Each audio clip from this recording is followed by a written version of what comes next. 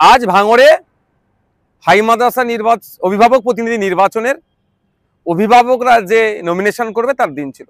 Indian secular ফ্রন্টের পক্ষ থেকে 6 জন অভিভাবিকাকে ঠিক করা হয়েছিল এই অভিভাবক নির্বাচনে প্রতিদ্বন্দ্বিতা করার জন্য।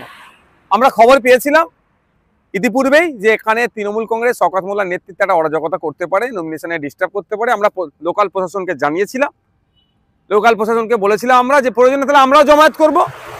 ভাঙড়ের জমায়েতের দিকে তো আইএসএফ পিছিয়ে নেই।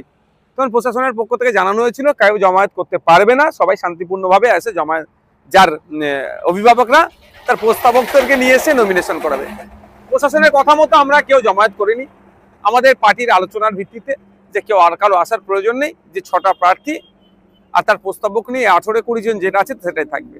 আমরা কি দেখলাম, প্রশাসন যে কথা ডিরেক্ট বলেছিলেন আমাদের জন্য, সেটা হয়তো বিরোধীদের জন্য সে কথা তারা রাখতে পারলেন না।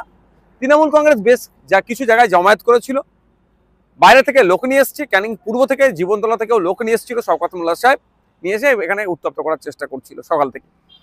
আমাদের যখন যারা অভিভাবকরা তাদের আপনার প্রার্থী প্রস্তাবকদেরকে নিয়ে থানার ওখানে পৌঁছাই, একটা পয়েন্ট করেছিল, ওখান থেকে আমরা একসাথে গিয়ে আমাদের মাদ্রাসায় গিয়ে নমিনেশন দেবে। আমরা ভিডিও দেখতে পেলাম, আমাদের কাছে ফুটেজও আছে।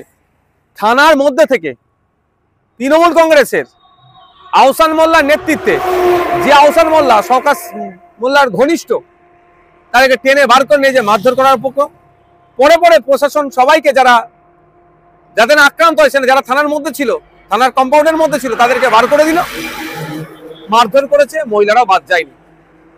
প্রশাসন বললেন যে কাউকে জামায়াত করতে দেব না, নিশ্চিন্তে থাকো। প্রশাসনের কথায় আমরা কোনো জমায়েত করলাম না, উল্টে আমাদের কর্মীরা, আমাদের অভিভাবকরা আক্রান্ত হলো।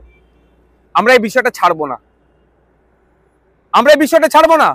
থানার ওখানে হচ্ছে, থানার কম্পাউন্ডের মধ্যে যে থানার সামনে হচ্ছে, থানার সিসিটিভি আছে, সেই সমস্ত নিয়ে এটার শেষ দেখে আমরা ছাড়বো, 1 নম্বর কথা।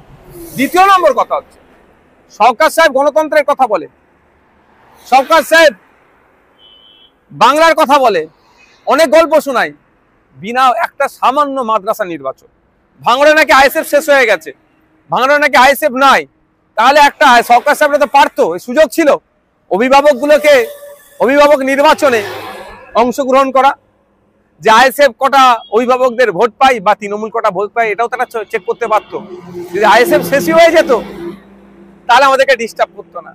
আমাদের কর্মীরা আঘাত পেয়েছে, আমাদের কর্মীরা হসপিটালাইজ আছে, ট্রিটমেন্ট করতে নিয়ে গেছে ব্যাপকভাবে, যেমন মহিলারাও আমাদের বাদ যায় না। কিন্তু এর জবাব আমরা দেব, এটা আমরা ছাড়বো না গণতান্ত্রিক প্রক্রিয়াতে। আমরা প্রশাসন আজকে যে আচরণ করেছে, তাহলে আগামী দিনে প্রশাসনের কতটা ভরসা সাধারণ মানুষ করবে, প্রশ্ন থেকে যাচ্ছে। এবার আসা গেল শওকত মোল্লা সাহেব এখন একটা বোম মেরেছে, আইএসএফ এর নামে দোষ দিয়ে দিচ্ছে। আমরা ভুলে যাচ্ছি না, 1 মাস অতিবাহিত হয়নি, রাজ্জাক খাকে যখন খুন করেছিল, সে স্পটে দাঁড়িয়ে শওকত সাহেবকে বলেছিল আইএসএফ এর কাজ, নওশাদ সিদ্দিকীদের কাজ। আর গ্রেফতার কে হলো? শওকত ঘনিষ্ঠ মুফাজ্জল থেকে শুরু করে তৃণমূলের একাধিক নেতারা গ্রেফতার হলো। এক্ষেত্রেও পুলিশ যদি সঠিক তদন্ত করে কারা বোমাবাজি করেছে, কারা ভাঙড়কে উত্তপ্ত করার চেষ্টা করছে, তাহলে দেখা যাবে শওকত সাহেবের ঘনিষ্ঠ লোক অ্যারেস্ট হচ্ছে, গ্রেফতার হচ্ছে বোমাবাজির কারণে। শওকত সাহেব দ্বারা যখন গণতন্ত্র আক্রান্ত বিপন্ন, সেই সময় শওকত সাহেব দেখছেন একটা বোমাবাজি করিয়ে দিয়ে আইএসএফ এর নামে দোষটা চাপিয়ে দেবো।